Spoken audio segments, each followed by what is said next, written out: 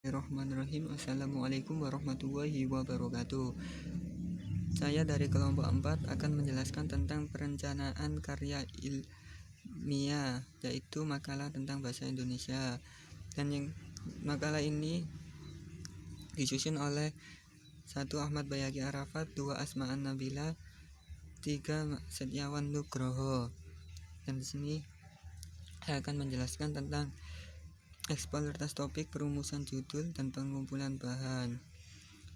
Yang pertama yaitu menentukan topik karya ilmiah. Jadi untuk menentukan topik kita harus tahu apa itu masalah atau topiknya, yaitu hal yang dibahas dalam makalah berupa persoalan yang memerlukan pemecahan, penjelasan, dan penegasan lebih lanjut.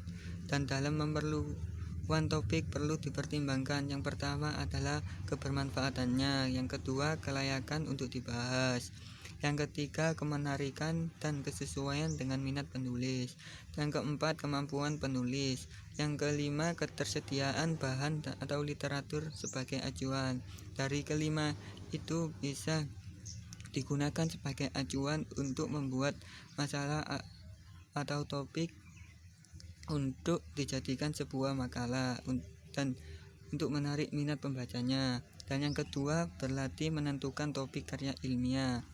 Kompetensi dasar dimudahkan untuk menentukan topik yang akan dikembangkan menjadi karya ilmiah.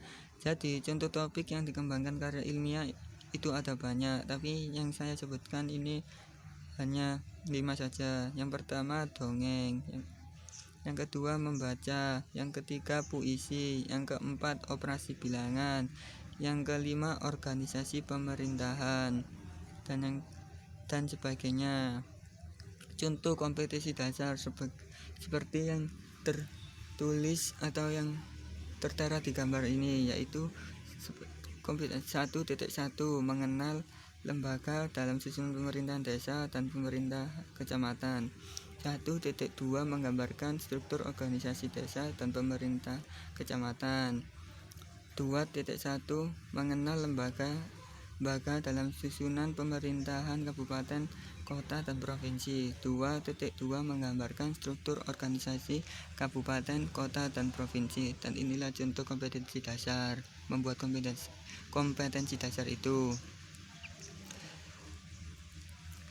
Dan untuk membatasi topik tersebut, kita harus memilih, yakni topik yang dipilih tidak terlalu besar atau terlalu luas, karena jika terlalu luas akan tidak dapat dilakukan secara mendalam dan tuntas dalam pembahasan topik. Dan pembahasan topik itu dilakukan dengan cara meletakkan topik pada posisi sentral dan ajukan pertanyaan apakah topik masih dapat diperinci. Yang kedua, mendaftar rincian dan pilih salah satu rincian untuk diangkat dalam makalah. Yang ketiga, mengajukan pertanyaan apakah rincian topik yang telah dipilih dapat dirinci lagi. Dan ini merupakan cara untuk membatasi pembahasan topik.